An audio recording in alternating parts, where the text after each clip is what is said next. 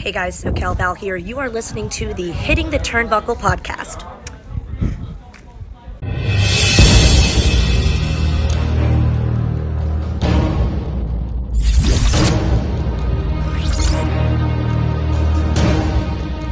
Welcome everybody back to another episode of the Hitting the Turnbuckle podcast. This is our Friday top 10. These have been going down a storm. But this week's one, oh my God, this week we are doing the top 10 tag teams. Thank you to everyone that reached out to us on Twitter. You can find us at HTT Buckle. I'm your host, Andy Burrows, and I'm joined by my illustrious co-host, good friend and all-round good dude, Mr. Adam Cousins. Good evening, sir. Happy Friday. Happy Friday, good evening, and Jesus Christ, we're gonna need another show just to go through the viewers' picks to this. Honestly, me and Adam aren't going to start it with our ones this week. We got so many quote tweets and tweets. We are going to try and read out as many as we can. This is definitely split opinion, to say the least. So top 10 tag teams of all time. Adam, before we get into the tweets from our illustrious listeners and viewers on the YouTube, again, check us out on YouTube, Hitting the Turnbuckle podcast. What does tag team wrestling mean to you? I mean, I know when we very first started together, me and you, we've done a few interviews and we were saying that we thought tag team wrestling was a dying breed. We're very fortunate at the minute with the Usos, who have kind of kept tag team wrestling relevant. Outside of them right now, it's not what it was back in the day. Like I say, we're going to get into our top 10s, but, you know, if you think back to the 80s and the 90s, Nasty Boys, Heart Foundation, etc., the Rockers, etc., etc. Tag team wrestling really was up there, up there. You know, it's not as prominent nowadays. But when you think of tag team wrestling, what do you think of? I just go back to the 90s. There was nowadays it's more trios. You don't do as many. I mean, there is again. You can argue that Pretty Deadly that just started on SmackDown. They're trying to do something to be DIY coming back soon.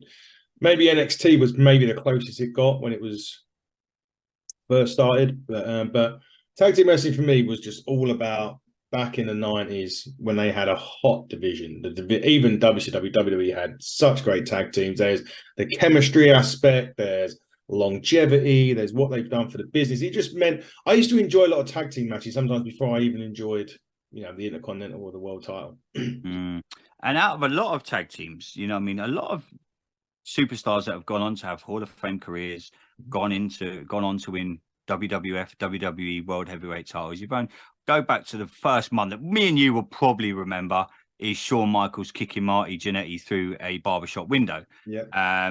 Shawn Michaels went on to have an illustrious career.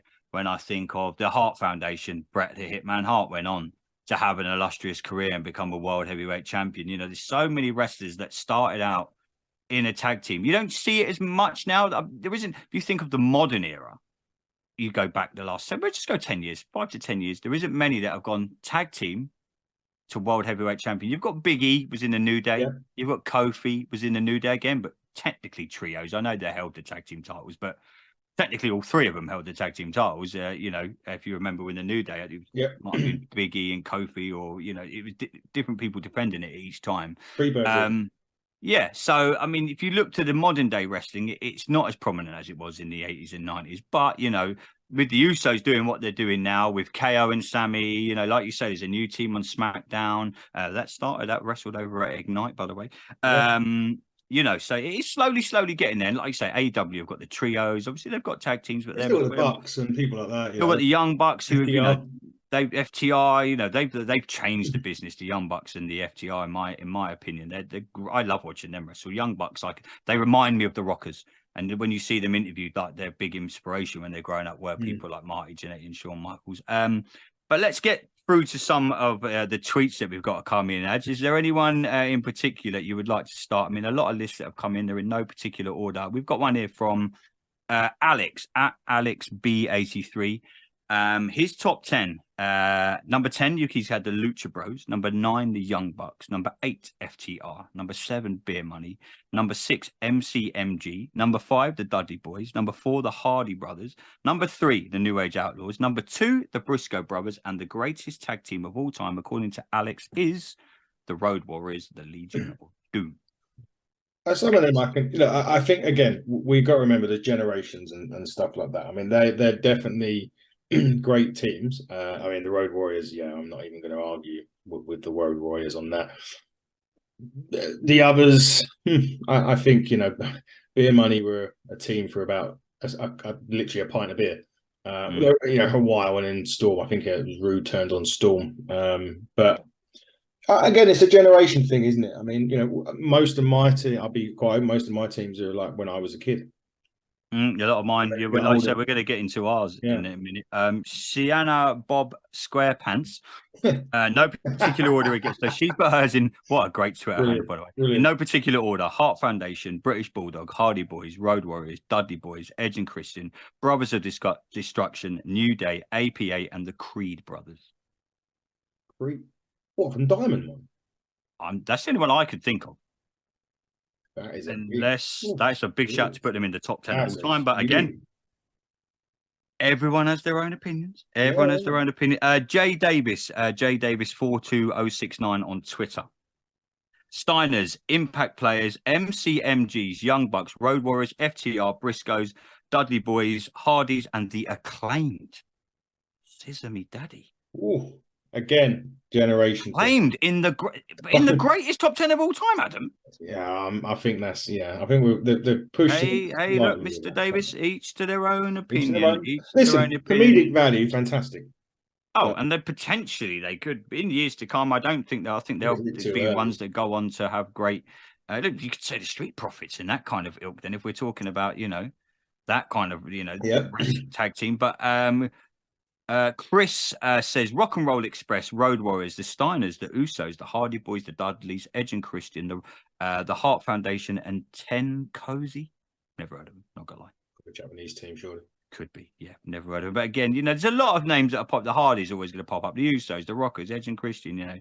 It's so subjective. Drip King, FTR, New Day, the Outsiders, the Steiners, Harlem Heat, New Age Outlaws, the Dudleys, Edge and Christian, Undisputed Era, Kyle and Bobby, and DIY. Some interesting ones in. There are really some very interesting ones. Oh, Ten Cozy are a Japanese tag team. There you go. See, we won't know. But yeah, we'll get back to a few of the submissions that we got on Twitter. Honestly, so many people tweeted us. We're really, really grateful. Like I say, if anyone ever wants to reach out to us at HTTBuckle on Twitter, you're more than welcome to join in with these, and we'll read out as many as we can. So, Adam, let's get into ours. Here we go. This is going to be some interesting top 10s. Adam, who have you got at number 10 and why? I've got Fabulous Freebirds.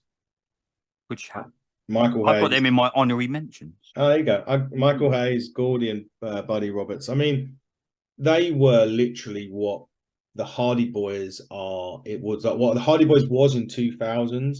And then that they were in the 80s and 70s. Like, well, Michael Hayes come in with the Hardy Boys. So he did, yeah. He was a manager, wasn't he? Yeah, the Freebirds were just everything that was great about wrestling or tag team wrestling, and they invented the Freebird rule, which the New Day used in later on in life. So for me, I couldn't have a top 10 without the Freebirds.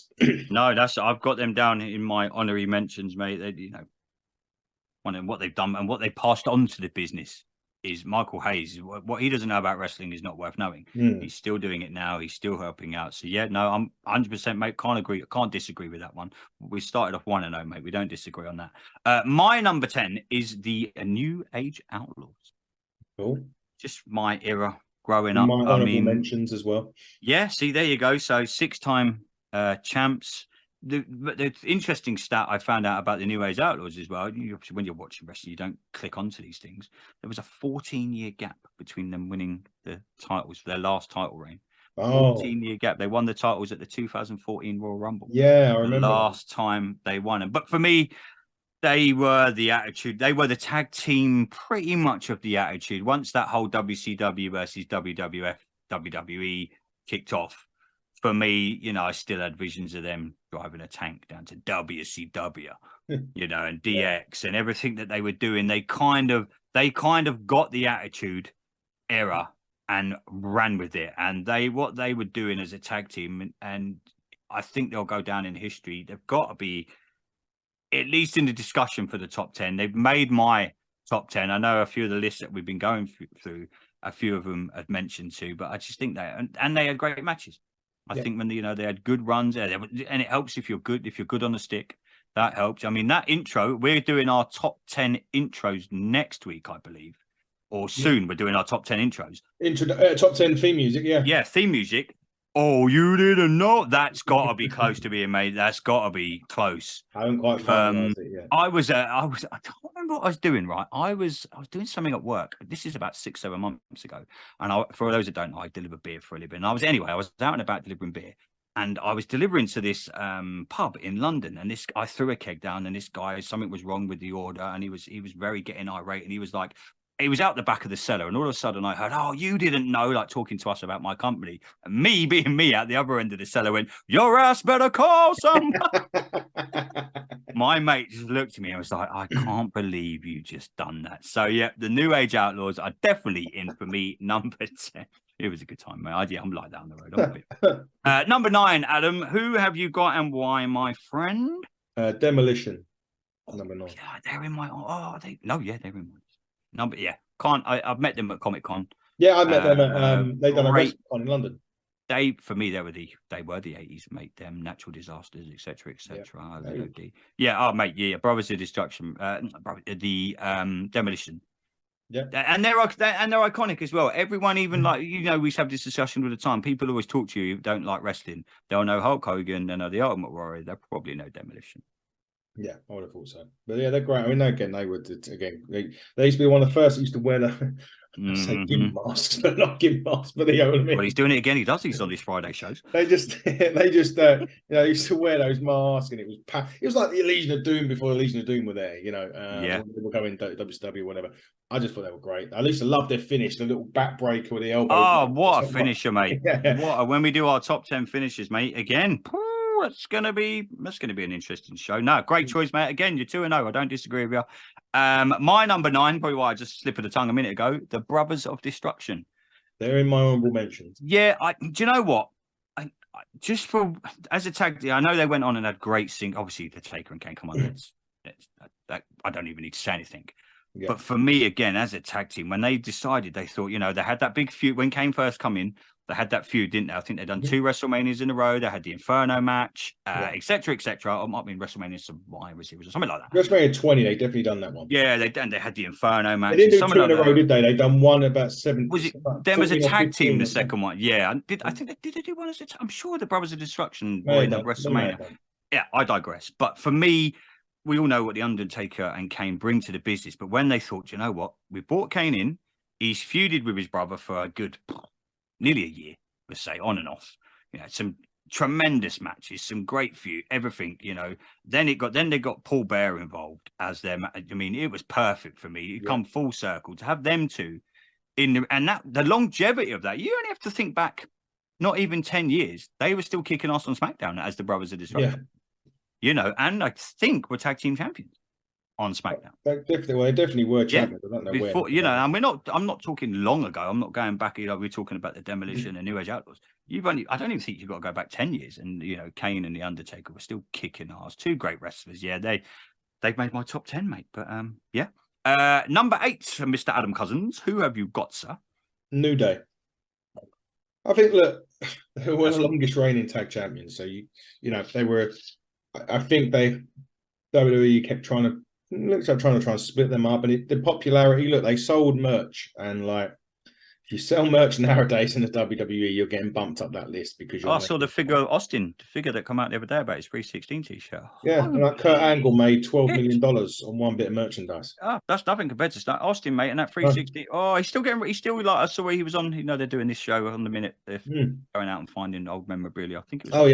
A clip from that I saw on somewhere. I might have been on TikTok or something like that. He still gets royalties now. Yeah, the Austin 316 t-shirt. It's a bit like these one-hit wonders. They release one good song and they just live off that. Mariah Carey loves it every time Christmas comes around. Yeah, her and Bublé get defrosted, didn't they? Bublé, Mariah Carey, and Cliff Richard come out of the freezer. Glad you said freezer. Oh God, there's the YouTube short. But yeah, great, yeah. Good choice, mate. Yeah, I couldn't not put them in. Individually they're great as well, but as a team, it would go chemistry thing. It's that I used to hate them, but Xavier's the only one that hasn't had a single push. You noticed that? He's won King of the Ring. That was it, wasn't it? But yeah, I mean, he hasn't had a singles push. But and I know they tried with him a cut. They've been trying recently Yeah. on SmackDown with him because apparently Big E's back soon though. I heard he's been cleared to come back and compete. I in the hope ring. so. I don't think it's going. I think they might leave him a little bit longer. But from all things I'm hearing, you saw it with Paige and Edge and Daniel Bryan. They all, they hear these things about the neck, and it seems they've got to give it that good few number of years to It's not like you've tore a quad or something like that. You can examine that and go, do you know what? Yeah, you'll be okay. When it's your neck, obviously, your neck's connected. It's like that song you sing at school, isn't it? Your neck bone's connected to your foot bone, wherever it was. This podcast has taken a turn today. But yeah, I hope he's back, mate. But great choice, mate. Great choice. My number 8 is Money Inc. Wow, I didn't think of them, mate. For me, they were my childhood, mate. I've been very fortunate enough to meet both of them, chat to both of them about, and they were like and I know how much they loved being a tag team. Just their mind for the business, and you have to back in the 80s. I think the $1 Million Man, especially, was one of the biggest stars ever not to hold the world title, the one that he didn't buy off Andre the Giant. That doesn't count. For those younger listeners or watchers on YouTube, go on YouTube and watch it. But I don't know what you think. I think the $1 Million Man was so underused in the 80s. Well, underused and used in the right way, if that makes sense. He wasn't given that. I think he was unlucky. Like sometimes you say with footballers, they've been around in the wrong era. He would have got more. Ian Wright would have played more for England if Alan Shearer and Michael Owen wasn't around. DiBiase had Hogan, Warrior, Savage. All that ilk, Savage at that ilk. I mean, the match that Hogan and Savage had against DiBiase at Survivor, the powers. What was Hogan's power? The Macho Man had Mega Powers. Mega Powers. That's it. The match that Hogan and Savage had against mate. But for me, the $1 Million Man, he's in that same ilk, and IRS, a great wrestler, and we all know what's going on. Like his whole family now is kind of still involved in wrestling. We don't know what's going on there, but for me, the $1 Million, he's kind of in that same ilk as Davey Boy, Razor Ramon, all these guys that never really they're megastars, but they never got to that Rushmore of being WWF champion. Or DiBiase technically wasn't he? But yeah, for me, mate, number 8 is Money Inc. Number 7, Mr. Cousins, who's in? Midnight Express. Oh, Stan Lane, Bobby Eaton, or Dennis Condrey and Jim Cornette. Oh, that is old school. That is older than old school. 1998. No, 1988. Sorry. Mm-hmm. They were running roughshod over that. And the best part of that is that Jim Herd, who was running WCW, hated them. Every time they went out there, they wanted to put on the best match of the card, and 95% of the time they'd done it. They were tag team champions, heel face. I mean, there was getting times when Cornette was literally, I think they got one where they had to take a gun off one of the fans at ringside because he was going to shoot Cornette. I remember Cornette. There's still people now that want to do that. I think he's great. Listen, he's Marmite. He's definitely Marmite, and I don't agree with everything Cornette says, but I can just listen to him all day because I think he's so funny. But the tag team itself throughout the 80s was brilliant, and I can't not have him in. No, great. No, mate, honestly, I haven't disagreed with any really of the choices so far. Number 7 for me, sir. A team for me that took tag team wrestling to the next level purely because they introduced me into a whole lot of new matches that I'd never seen, are Edge and Christian. They're in my honourable mentions. They changed it again. It's another one that can split. They changed the game for me. If you want to see one of the greatest it wasn't them, the Dudleys, and the Hardys, WrestleMania, the tables ladders, the first one, quite possibly one of the best match. I know we're talking it's kind of a trios, but them guys changed tag team wrestling for me. They introduced predominantly the tables, the ladders, the chairs. Oh my, them kind of matches. They changed. It wasn't the normal tag team, the heel gets this and then the babyface will get this and then the hot tag will come in. Boom. For me, they just got tag team wrestling and they took it to the next level. The promos, the flash photography thing, I thought was brilliant. I love Edge and Christian anyway. I'm still so glad that Christian is involved in wrestling in AEW. I was gutted that they didn't let him come back for when Edge was made the Broog thing. Mm-hmm. Again, then they went and done the Broog, and they just keep. What I like about them, and they're still doing it now. They're a bit like Taker and Kane, reinvented themselves. Mainly more Taker than Kane, but just reinvent themselves. Christian's still got us going strong in AEW. Edge is coming to near the end of his run now, but for me, mate, they changed tag team wrestling. A lot of tag team wrestlers matches growing up, I was like, that's all right. As soon as they come onto the scene, them and the Heart, I was like, I'm glued. Main event, whatever you want, I don't care. I think Edge and Christian for me, incredible. They made my honourable mentions. I left Edge out again. Would you believe it? I've left Edge out again. Honestly, mate, we've got to do a top 10 somehow when he gets in. I don't know. Oh, we will. Top 10 wrestlers you want to go on a date with. I don't know. No. But we will. He's definitely on one of the top 10s. Okay, I've got you. Right, we move on to number 6, my friend. Who makes number 6 for you? Maybe quite low for some people, but the Usos, my 6. What can't be said? I mean, these guys, they're just amazing, and they still do it to this day. I mean, they've been going in WWE for years, like over 10 years. They used to kind of face paint, do a little dance, didn't they? And they come out, and now they're probably up there. They were with Trinity and what's her name? Tamina, wasn't it? Tamina, when it very first come on the scene. Yeah, they were doing these funky. They debuted with Tamina against the Nickel Hart Foundation of the Baby Boy Smith Jr. and Tyson Kidd, and now at that point, these guys are just—they're probably one of the, if not the best tag team now. If you're doing that right now, it's got to be them, FTR, and the Young Bucks. Yeah, and I would say Luchas are underneath that right now. Right. We're talking Friday, the 9th of June. Today. They're in. No, again, mate, another great pick. Just the era I grew up in. They're in my honorary mention. Yeah. Again, you'll see why in a minute. But no, mate, honestly, great pick. Number 6 for me, buddy. The Rockers. Okay. Cool. Mate, they were what you call trampoline wrestling when it was cool. When it was cool if they do it right. But do you remember back when obviously when we were growing up, all we'd kind of ever grown up with was Hogan, Earthquake, the Big Boss Man. For every week on WWF Superstars, it was the big, and then all of a sudden come along these two, the tassels, the really cool music, and they were flying off the top rope there, and I was like, hang on a minute.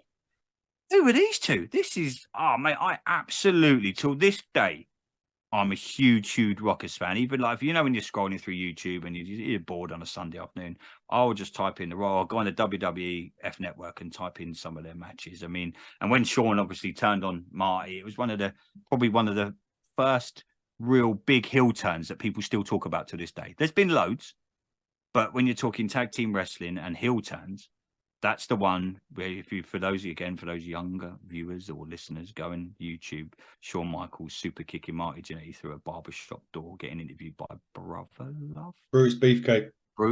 That's it. The old, again, I thought, mate, I get why they make your honorary mentions. You know what I mean? They have to be in the discussion. But for me, absolutely, they were up there with Edge and Christian. If I had a dream match, Edge and Christian versus the Rockers. Oh my God, take my money. Them in their prime, all teams take my money, mate. I thought it was incredible. But let's get into our top 5. This will be good. Always interesting, the top 5. This is where opinion usually gets split. Who's number 5 for you, my friend? Heart Foundation is my number 5. 5. Yes, 5. The Heart Foundation. Chemistry. I mean, look, they're pretty much family, aren't they? They train together. They've done everything together.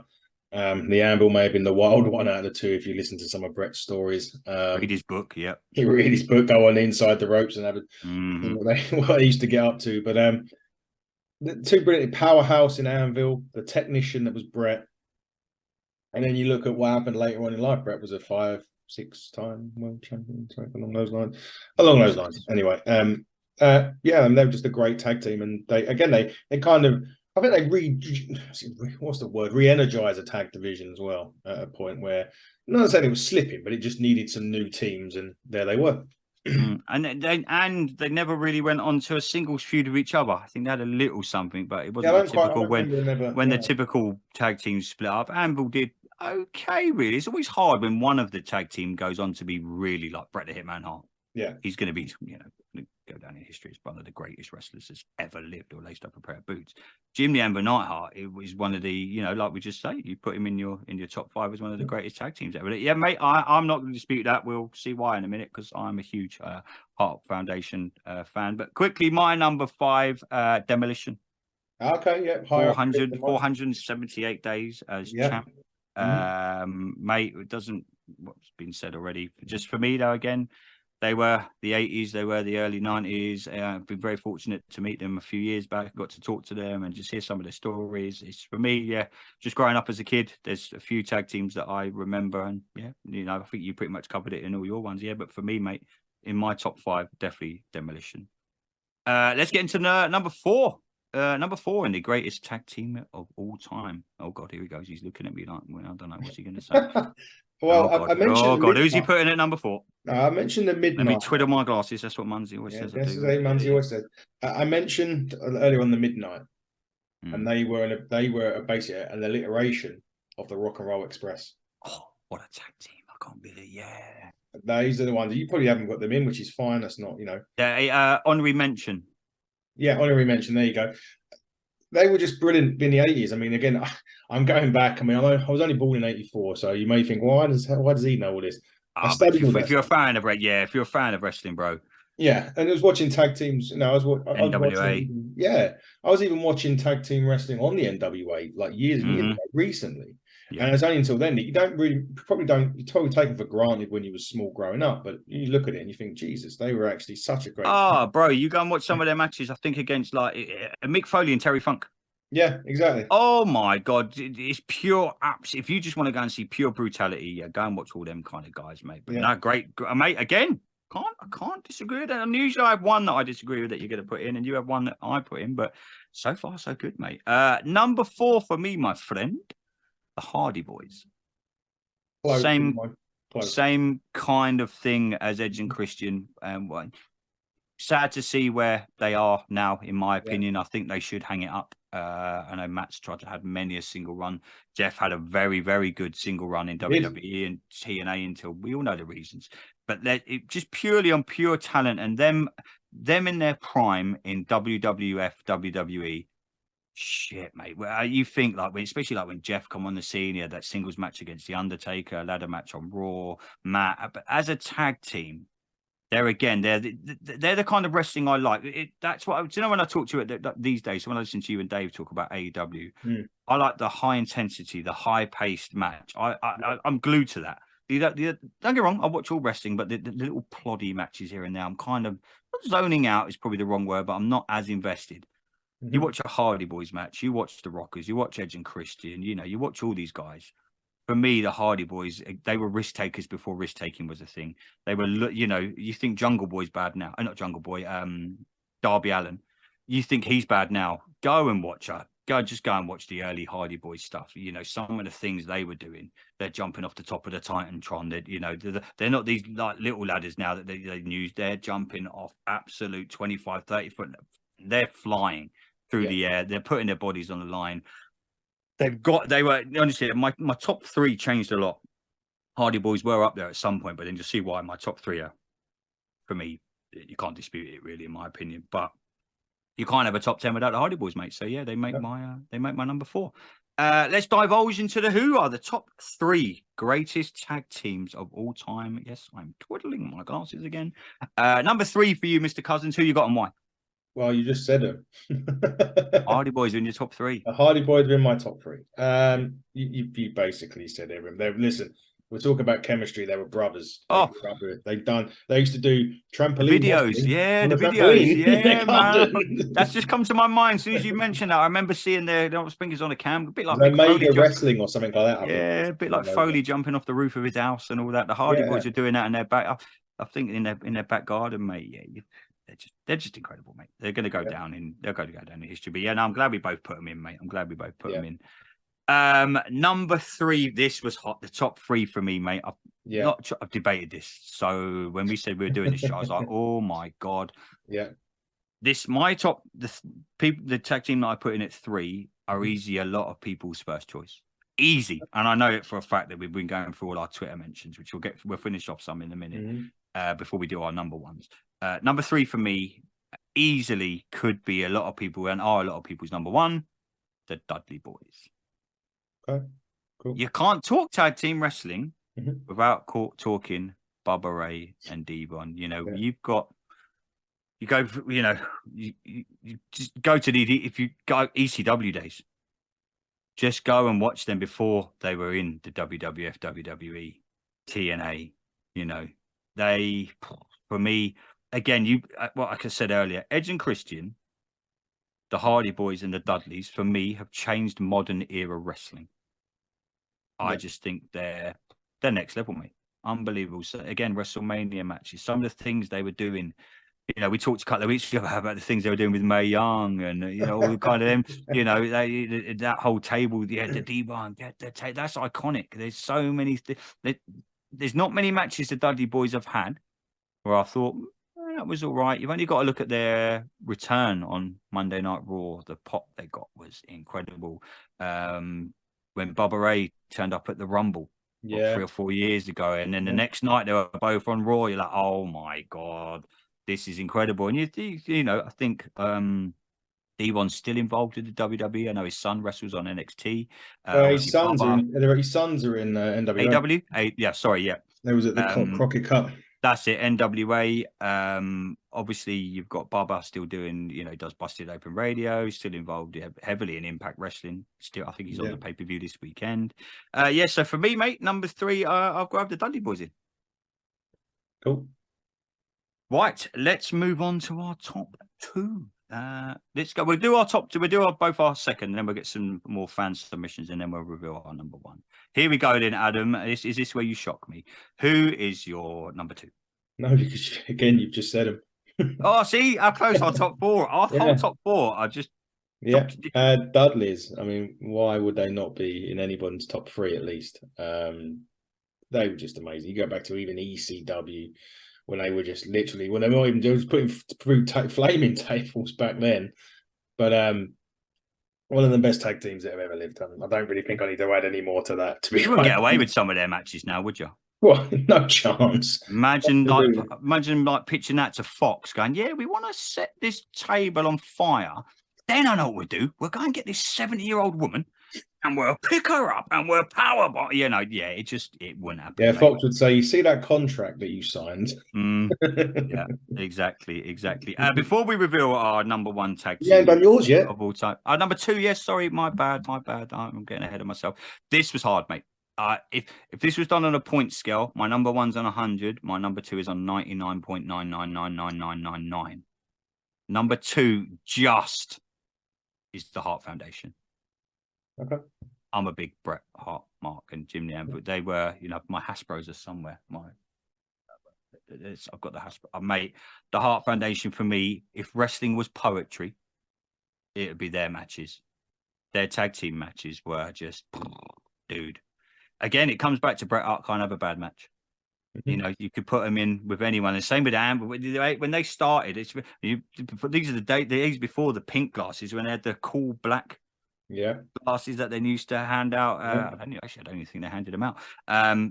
You can't have tag team wrestling without. Mate, honestly, I can't tell you how close they were to being my number 1.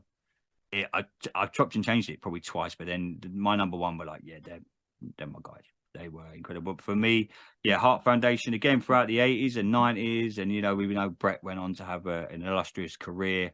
You can't talk tag team wrestling without having to go Bret Hart in there. But before we reveal our number 1 picks, Ryan Wells, good buddy of mine, his top 10 are number 10, the Usos. Number 9 is APA. Number 8, here we go. It's a tag team that haven't got an honorary mention or a mention from me and you, Adam, who I wouldn't say the greatest wrestling tag team, but for the 80s, I'll give you a clue. Bushwhackers. Yeah.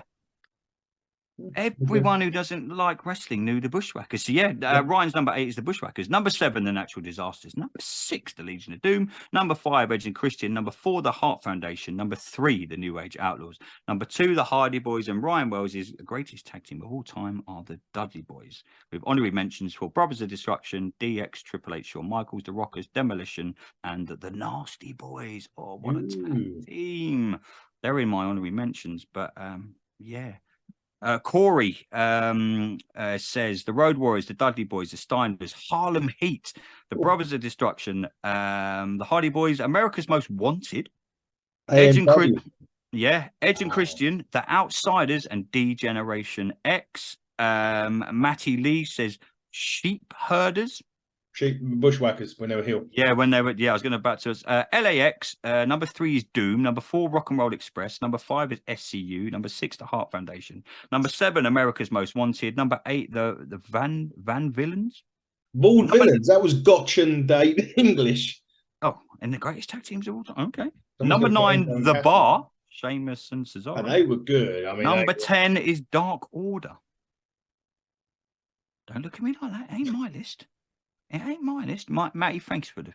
Don't ignore Adam. Don't worry about it. Munzie's top 10. Number 10, Harlem Heat. Number 9, The New Day. Number 8, Edge and Christian. Number 7, the Dudley Boys. Number 6, the Outsiders. Then we come into. He's really wrote this weird. Then the Usos. Then the Hardys. Top 3, Legion of Doom, Demolition, and his number 1 is the Hart Foundation. Yeah, I can't argue with that. Can't argue with that, Munzie, my man. I can't argue with that. So, with that being said, Adam, here we go, buddy. Your number 1, your greatest tag team of all time, in Adam Cousins' opinion, before you start tweeting us again. Who is it and why? Road Warriors. Well, we might as well do my number 1 then. It is the Road Warriors. I mean, everything from like the music. Yeah. You've got that. You've got the pop, because they still call it now the Road Warrior pop. The crowd went ape shit when they come out. And I think it was fun. I think Jim Cornette mentioned in one of his interviews he done was like, they just wouldn't be beaten anyway. Like, you know, it was just like, I think they got in trouble once because they changed the finish on the house show when they put over Jim Cornette's Night Express. But everything about them, power. They had a bit quick. They wasn't exactly slow, considering they're big ass guys, and like, you know, they were just amazing. I can't. Honestly, for me, they were tag team wrestling. But the 1992 SummerSlam story was. Oh, mate, when we were there at Wembley, Jesus wept. Yeah, mate, Hawk was. He doesn't even know he was at Wembley. Let's just leave it there. He didn't even know that match had happened. I'm sure Animal's mentioned it in his book. Great book, by the way. Go and get it. Incredible book. I saw him do a talk at Comic-Con about this, and I was like, well, I was 12 years old, SummerSlam 92. Hawk don't even know SummerSlam 92 happened. Let's just leave it there. He was here, he was there, but he was not there. Yeah, he was, we'll say jet lagged. But yeah, some of the honorary mentions I've got, mate, again, we've gone through a lot of them, but I think it's one, the Steiner brothers. Yeah, they were close. Got to be, you know, close. All up there. Natural another one that I just come to my head, Von Erichs. Great choice. I've only put one in there just purely because he's my dude, and I thought they were hilarious together. But they're not in the top 10. They're not even near it. But for what they did for comedy value and just, they're both great. They're Hall of Famers. The Rock and Sock Connection. Yeah, I was going to give you one. You know, Orton and Riddle. Oh, you fuck off. Are you trying to ruin my weekend? Yeah, I am. Orton and Riddle. I love Randy Orton, but Matt Riddle can take a long walk up a short pier for all I care. I don't know. But Adam, it's been good sitting down doing another top 10, mate. We will do this all again next Friday. I think next Friday, are we doing intros? We are doing the top 10 entrances. Oh my God. That was the worst. Man. That is the worst. How are we squeezing that into? Yeah. We can't, but we got to. And Dynamite Dave's joining us for that. Oh, Dynamite Dave. It's always a pleasure when I get to start my weekend with not only you, but and Dynamite Dave. We done the Dynamite review on Thursday. I now have a gimmick now. You've got a gimmick? You know, he's DMD. Yeah. I'm Adam C, baby. See what happens when I leave him alone with Dave. By the way, I'm just still Andy Burroughs. But no, Adam, a pleasure to do the top 10. Yeah, if anyone wants to join in with these top 10s, just tweet us at HTT Buckle. You can also find us on Facebook, comment on any of the YouTube videos. We'll try and get to as many as we can. We truly are grateful for everyone that reached out for this tag team one. Sorry if we didn't get to yours. We just had so many. But yeah, it's very subjective. It's very era based. You know, it might be people that watched wrestling back in the 70s and the 80s, and obviously a lot of us watched it during the Attitude Era. And nowadays, I can get why some people put in wrestlers that me and Adam might look and think, oh, no, but we have to forget some people might have only started watching wrestling 15 years ago. But Adam, pleasure as always, mate, and let's do this all again next week. This has been another episode of the episode of the Hitting the Turnbuckle podcast. I've been one of your hosts, Andy Burrows, with my illustrious friend and co-host tag team partner, Mr. Adam Cousins. Till next time, everybody, buckle down, stay safe.